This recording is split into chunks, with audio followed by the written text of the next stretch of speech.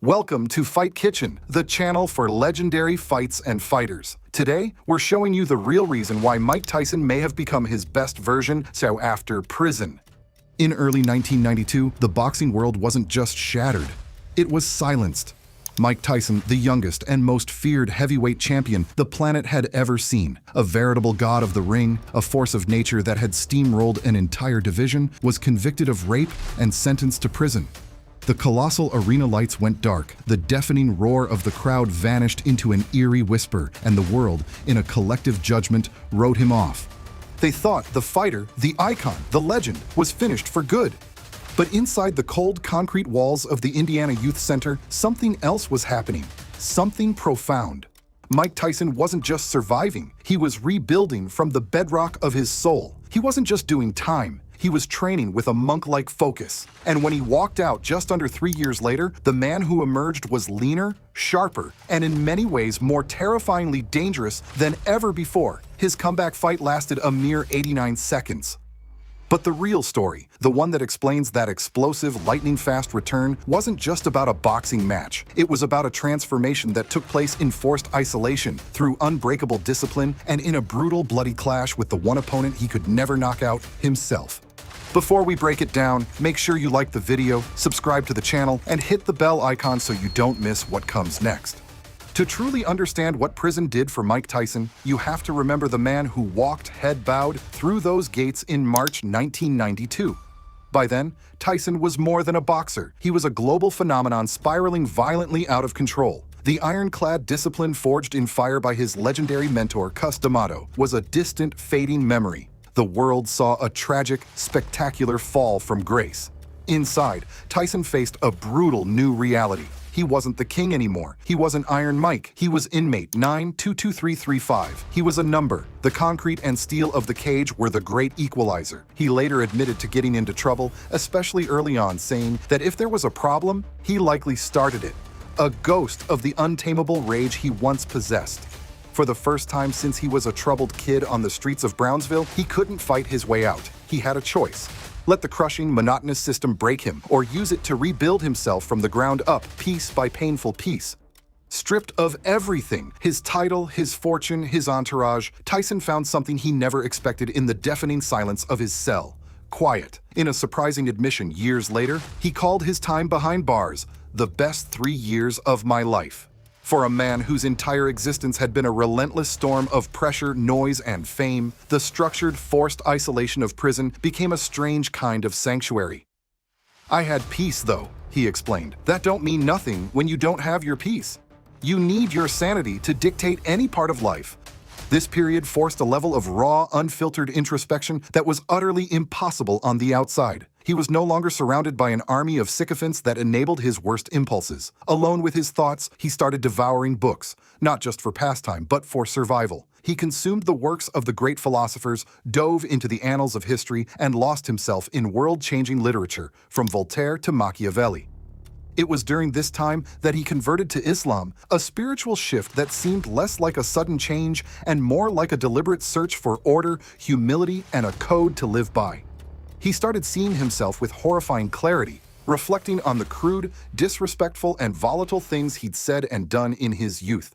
The monster he portrayed to the world was now a man he had to face in the mirror every single day. He later stated, "A lot of the things I did I'm so embarrassed about. It was very wrong."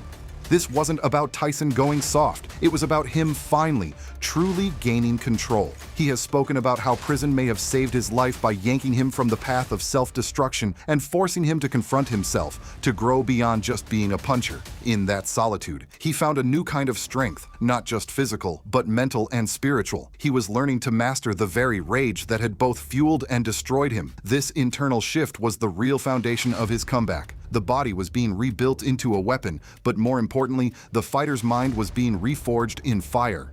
While his mind was being reshaped, his body was undergoing a brutal, almost mythical transformation. The stories of his prison workout have become the stuff of legend, a testament to raw human will. He achieved his results with zero fancy equipment, no celebrity trainers, just the cold, hard floor of his cell, his own formidable body weight, and an absolutely unbreakable will.